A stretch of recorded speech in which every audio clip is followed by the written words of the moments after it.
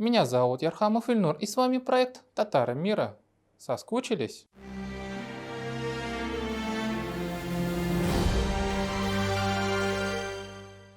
На позапрошлой неделе в Казани прошли масштабные международные мероприятия, важные для большого исламского мира. На прошлой неделе в Казани и впервые камень заложили соборной городской мечети и провели заседание стратегической группы «Россия. Исламский мир». Значимость этих событий в столице Татарстана в нынешних непростых геополитических условиях, в которых оказалась Россия, очень важно понимать. Думаем, самый главный смысл съезда в Казани многочисленных делегатов из арабо-исламского Востока, политиков, общественных деятелей, деятелей культуры и бизнесменов сконцентрированно сформулировал президент Татарстана Рустам Минниханов. Происходит эрозия международного права, разрушаются международные институты и система отношений, которая создавалась десятилетиями.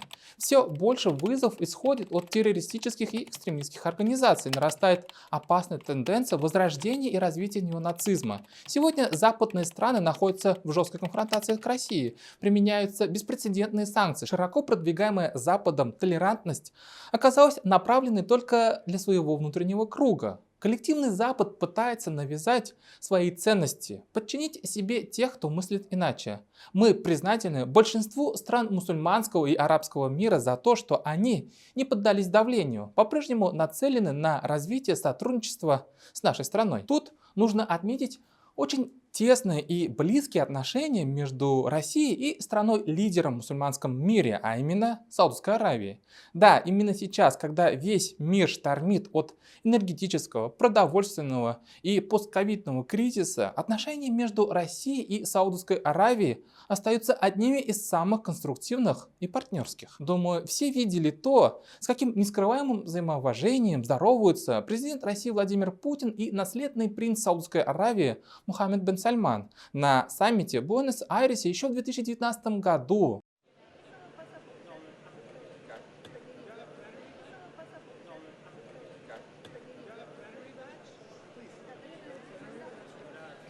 Знаковым событием нынешнего года стала спецоперация России в Украине. Западные страны, в частности США и страны Евросоюза, объявили о расторжении очень широкого ряда бизнес-партнерских проектов и торгово-экономического сотрудничества с Россией. В частности, вот уже сколько недель обсуждается шестой пакет санкций против России, который должен ударить по продаже нашей страной нефти. Тем временем цены на нефть растут вверх, разгоняя в западных и европейских странах инфляцию. Конечно, власти США и других западных стран пытаются договориться с арабскими нефтешейхами, чтобы те увеличили добычу нефти и выдавили Россию с мирового нефтяного рынка. Но в ответ ни саудовский принц Мухаммед ибн Сальман, ни наследный принц Арабских Эмиратов Мухаммед ибн Зайд просто не взяли телефонную трубку, когда им позвонил президент США с разговором, но на самом деле с мольбой нарастить добычу нефти. Но здесь для нас важно отметить один очень важный момент в этой большой геополитической игре. Это отношения между Россией и Саудовской Аравией. Нужно помнить и не забывать, что на самом деле первые мосты взаимовыгодного сотрудничества между Россией, то есть Советским Союзом и Саудовской Аравией, наладил сын татарского народа и советский посол Карим Хакимов в 20-30-х годах 20 века. Именно благодаря ему новорожденное саудовское государство, Саудовская Аравия, первым была признана Советским Союзом. Именно благодаря деятельности Карима Хакимова основатель современного государства саудитов Абдул-Азиз ибн Сауд получил и признание в мусульманском мире благодаря проведенной и организованной советским послом-татарином в 1926 году Всемусульманского конгресса в Мекке. Личность Карима Абдурауфовича Хакимова, к нашему сожалению, в Татарстане не особо заметна, почитаемая и не раскручена, что ли. Да, он из тех татар-коммунистов, татар-большевиков и татар-революционеров, что в начале 20 века, после 1917 года, рушили, шатали Российскую империю, а на ее обломках строили Советский Союз и отдавали свои физические и интеллектуальные силы, а кто-то, может, и жизни, для обустройства справедливого общества и государства для татар, как им казалось тогда. Кратко, но ярко перескажу вам биографию советского посла Карима Абдурауфовича Хакимова. Итак, Он родился в 1892 году в деревне Дюсяново Белебеевского уезда. Сейчас это деревня в республике Башкортостан в татароязычном Бишбулякском районе. Карим Хакимов получил новометодное джадидское образование в медресе Галия в Уфе. Поработал шахтером в городе Канибадам в Таджикистане. В 1917 году экстерном окончил гимназию в Томске. В годы гражданской войны 1918-1919 годов стал членом Оренбургского мусульманского военно-революционного комитета. Там он в основном отвечал за народное просвещение, был, можно сказать, министром образования. Также Карим Хакимов приложил свою руку, в прямом смысле этого слова, к образованию ТАССР более 100 лет тому назад, в 1919-1920 годах. Об этом, например, говорится в мемуарах другого татарского комиссара и писателя Шамиля Усманова. Более того, в тексте декрета об образовании Татарской Республики, подписанном Лениным и Янукидзе, указано дополнение в список 7 членов Временного революционного комитета по передаче власти руководству Татарской Республики. Среди них указано имя и фамилия Карима Хакимова. Да, в те непростые года, а именно в начале 20-х годов, на заре советской власти между татарскими коммунистами шла жесткая дискуссия относительно того, как следует организовать территориально-административное устройство для жизни татар в Советском Союзе. Тут, конечно, выделяется спор между Мирсаидом Султангалиевым, отстающим обустройство в виде Татаро-Башкирской республики, и Каримом Хакимовым, который выступал против этой затеи.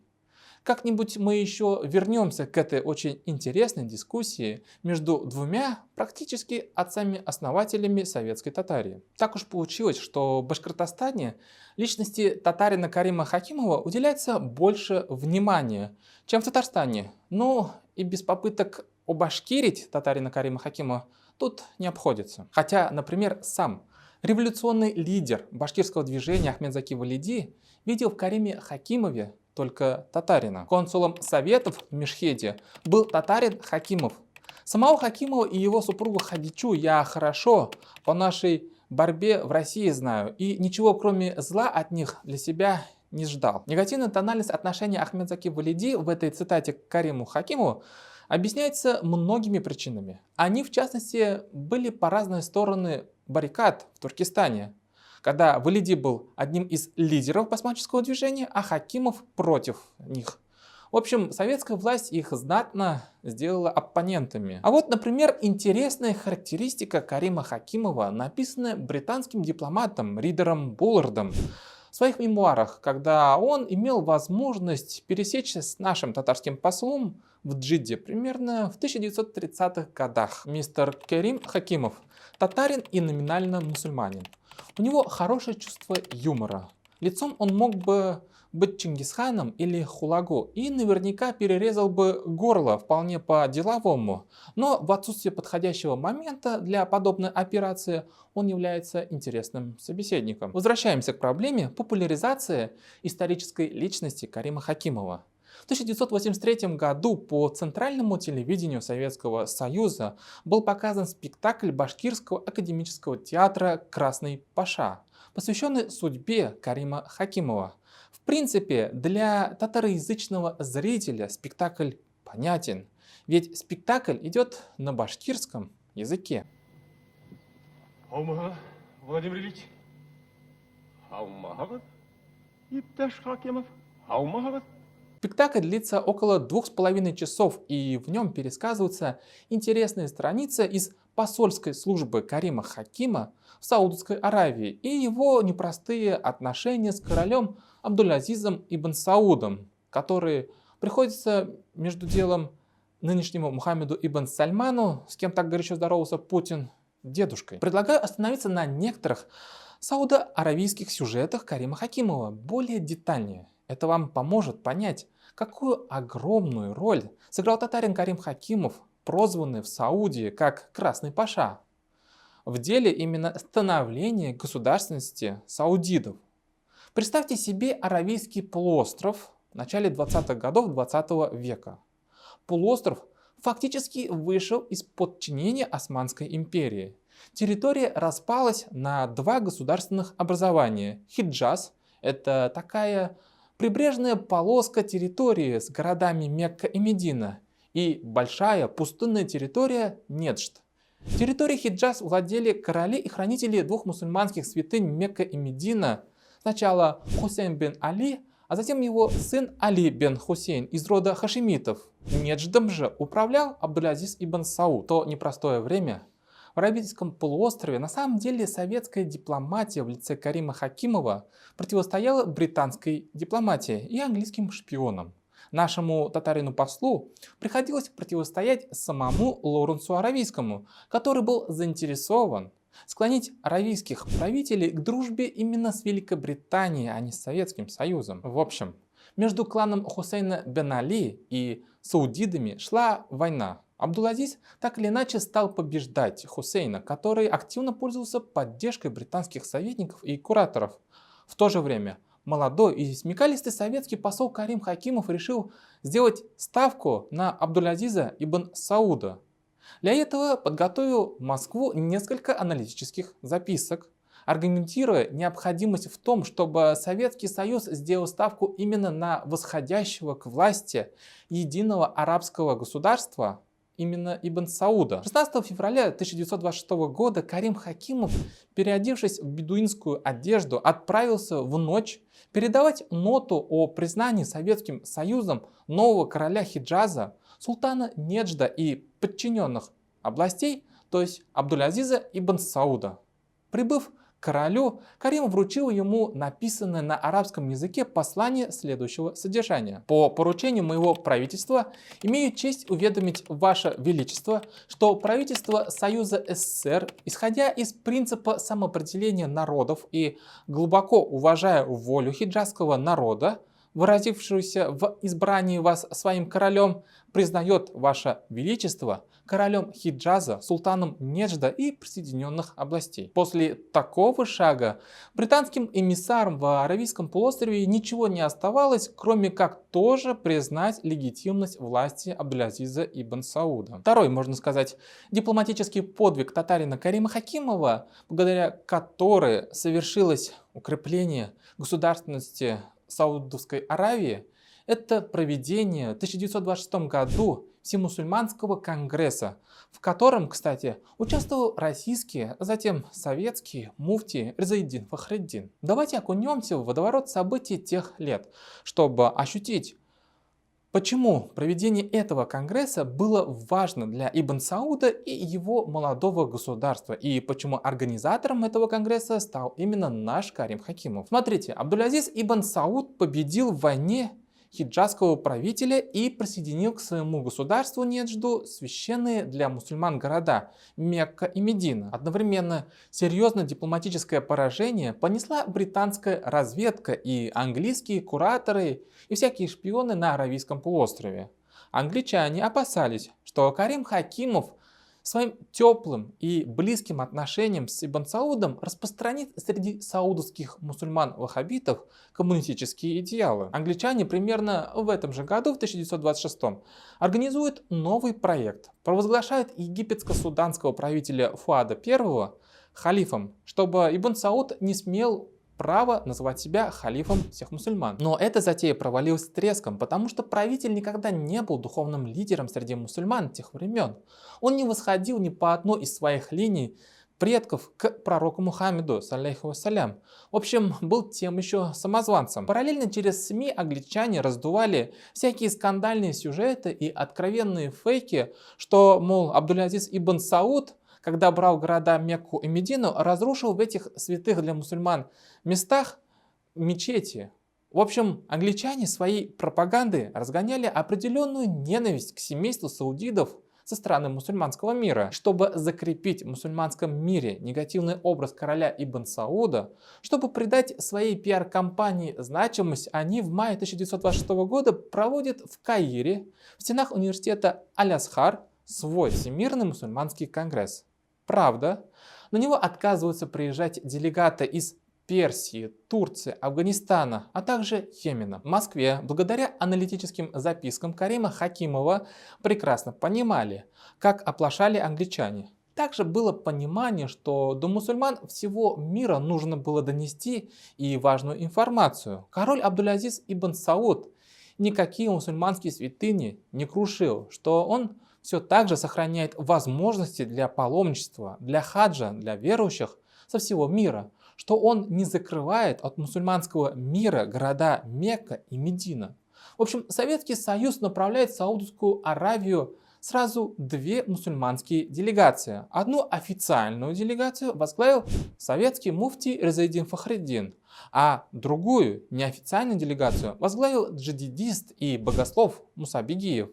За их участие в этом Всемирном мусульманском конгрессе в Мекке, а также за их контакт с королем Ибн Саудом отвечал Карим Хакимов лично. В итоге съезд состоялся. В нем участвовало 60 делегатов, из которых 34 делегата были из арабских стран. Абдулязиз ибн Сауд был признан хранителем двух мусульманских святынь. Он гарантировал их сохранность и свободный доступ к ним для паломников. Также Абдулязиз заявил, что у него нет никаких намерений становиться очередным халифом и подчинить под себя абсолютно весь мусульманский мир, что он правитель лишь той территории, что завоевал во время своей войны хиджазским кланом Хусейном бен Али. Английские дипломаты были впечатлены этим безукоризненно проведенным мусульманским конгрессом. Вот какое описание оставил вице-консул в Джидде Верховному комиссару Великобритании в Египте. Позже это письмо было направлено в Лондон. Их, то есть советской делегации, поведение во время работы конференции было образцовым, и они неизменно поддерживали саудовцев на протяжении всего процесса. Они редко высказывали свое мнение по какому-либо конкретному вопросу и ограничивались голосованием с партией Хиджаза.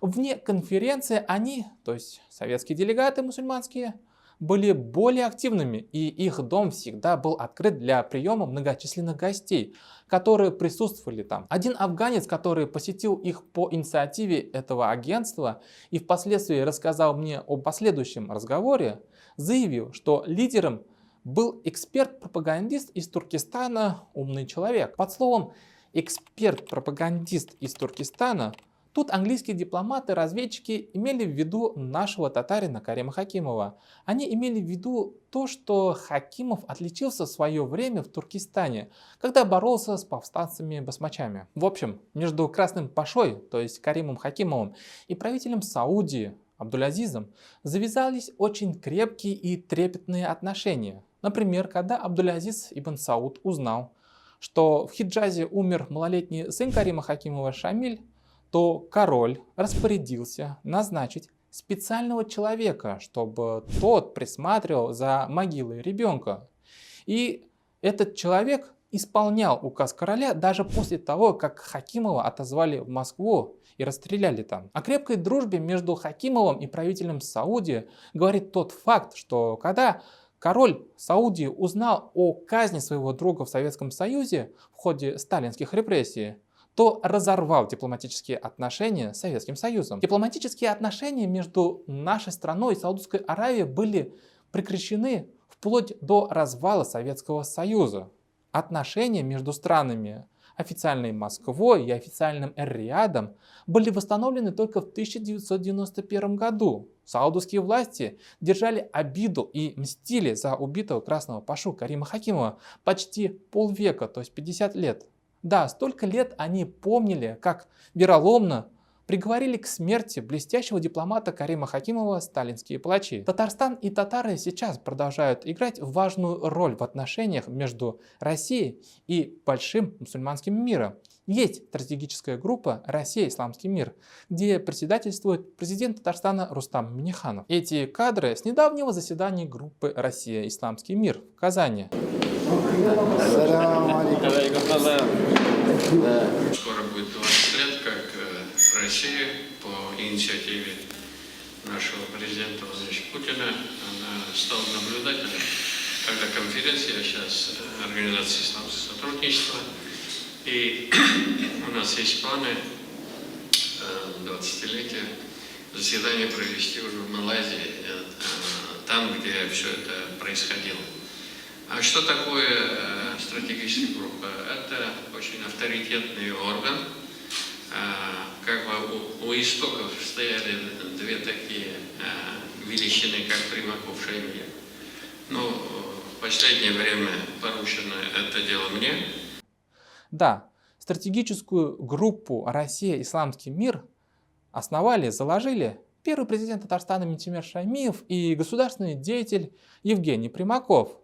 Но семена для теплых отношений между Россией и мусульманским миром, между Россией и Саудовской Аравией все-таки заложил сын татарского народа Карим Хакимов. Надеемся, 9 августа 2024 года группа «Россия. Исламский мир» как-нибудь заметнее, что ли, и с чутким вниманием отметит память, столетнюю память с того дня, когда Карим Хакимов получил верительную грамоту королю Хиджаза из династии Хашимитов и стал генконсулом и дипломатическим агентом СССР в Аравии. Надеемся, что одна из улиц Казани будет также носить имя достойного сына татарского народа, а именно Карима Хакимова. Ну а татары будут посещать музей в честь Карима Хакимова в его родной деревне Дюсяново в Жигулякском районе Башкортостана.